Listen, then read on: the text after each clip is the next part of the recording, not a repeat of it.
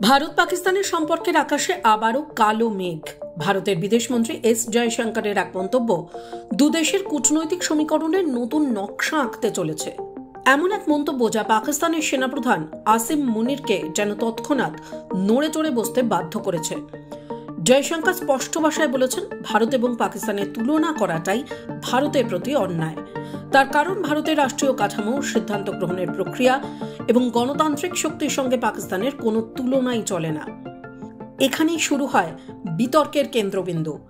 জয়শঙ্কর সরাসরি আক্রমণ করেছেন পাকিস্তানের সেনাবাহিনীকে। তিনি বলেন, যখনই সন্ত্রাসবাদ দেখবেন, জঙ্গি প্রশিক্ষণ শিবির দেখবেন, ভারত বিরোধী নীতি দেখবেন, তখন বুঝবেন এগুলোর উৎস কোথায়।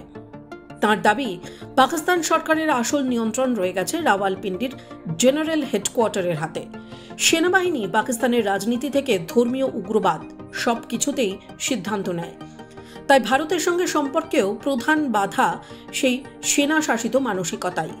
এভাবেই জয়শঙ্কর সরাসরি আঙুল তুলেছেন সেনাপ্রধান আসিম মুনিরের দিকে। আর এই মন্তব্যই পাকিস্তানের সামরিক শিবিরে তীব্র অস্বস্তি তৈরি করেছে। জয়শঙ্করের মন্তব্য প্রকাশ্যে আসতেই পাকিস্তানের পররাষ্ট্র মন্ত্রক তড়িঘড়ি বিবৃতি জারি করে। তাদের বিবৃতিতে জয়শঙ্করের মন্তব্যকে উস্কানিমূলক, ভিত্তিহীন ও দায়িত্বহীন বলে দাবি করা হয়েছে। পাকিস্তানের এই বিবৃতি যতটা প্রতিক্রিয়া, তার চেয়ে অনেক বেশি প্রতিরক্ষামূলক। ভারতের একজন মন্ত্রীর বক্তব্যে একটি পুরো দেশের সামরিক কাঠামো এতটাই ব্যতিব্যস্ত হয়ে পড়ল, এটাই অনেক কিছু বলে দেয়।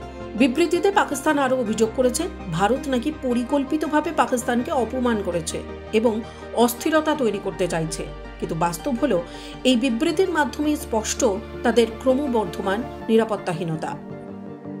আসিম মুনির এতটাই ক্ষিপ্ত, যার মূল কারণ খুব পরিষ্কার। জয়শঙ্কর শুধু পাকিস্তানকে নয়, সরাসরি পাকিস্তানি সেনাবাহিনী এবং তাদের নেতৃত্বকেও চ্যালেঞ্জ করেছেন। আন্তর্জাতিক মঞ্চে দাঁড়িয়ে তিনি মন্তব্য করেছেন, যেমন ভালো জেনারেল হয় তেমনি খারাপ জেনারেলও রয়েছে। তার কথার তীর ঠিক কোন জেনারেলের বুকে গেঁথে ছিল সেটা বুঝতে পাকিস্তানের সামরিক ব্যারাকে আলাদা বুদ্ধির দরকার হয়নি। মুনির কেবল সেনাপ্রধান নন, এই মুহূর্তে পাকিস্তানের সবচেয়ে ক্ষমতাবান ব্যক্তি। দেশের রাজনৈতিক সিদ্ধান্ত থেকে আন্তর্জাতিক কূটনীতি সবকিছুর ওপরেই তাঁর প্রভাব। সেখানে ভারতের বিদেশমন্ত্রী প্রকাশ্যে তার নেতৃত্বকেই টেনে প্রশ্ন করলেন, আর এটা যে মুনিরের অহংয়ে আঘাত করবেই তা বলাই বাহুল্য। এদিকে ভারতীয় দৃষ্টিকোণ খুবই পরিষ্কার। জয়শঙ্কর জানিয়েছেন, ভারত কোনো দেশের বাহ্যিক হস্তক্ষেপ মেনে নেয় না। ভারত নিজের শক্তিতে উঠে এসেছে, নিজের নীতি অনুযায়ী চলে। ভারতের গণতান্ত্রিক কাঠামো, দায়িত্বশীল মিডিয়া, নাগরিক ঐক্যতা নির্ধারণ করে দেশের সিদ্ধান্ত। সেটা গোটা বিশ্বই জানে। ভারত যে এক একটা পদক্ষেপ নেয় তা কৌশলগত ভাবনা থেকে। পাকিস্তানের মতো সেনা নিয়ন্ত্রিত রাষ্ট্রের ক্ষেত্রে তা সম্ভবই নয়। তাই ভারতের সঙ্গে তুলনা করাকে জয়শঙ্কর অন্যায় বলে দাবি করেছেন। এখন প্রশ্ন, এই উত্তেজনা সামনের দিনে কোন পথে নিয়ে যাবে এই দুই দেশকে?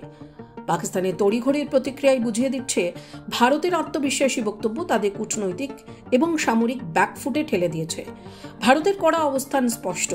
সন্ত্রাসবাদ ও সামরিক হস্তক্ষেপের রাজনীতির পাশে দাঁড়িয়ে কোনো সম্পর্কই এগোতে পারে না। আর পাকিস্তান নিজের অভ্যন্তরীণ অস্থিরতাকে ঢাকতে যতই বিবৃতি জারি করুক, আন্তর্জাতিক মহলে পরিষ্কার, দক্ষিণ এশিয়ার স্থিতিশীলতায় সবচেয়ে বড় বাধা পাকিস্তানের সামরিক আধিপত্য।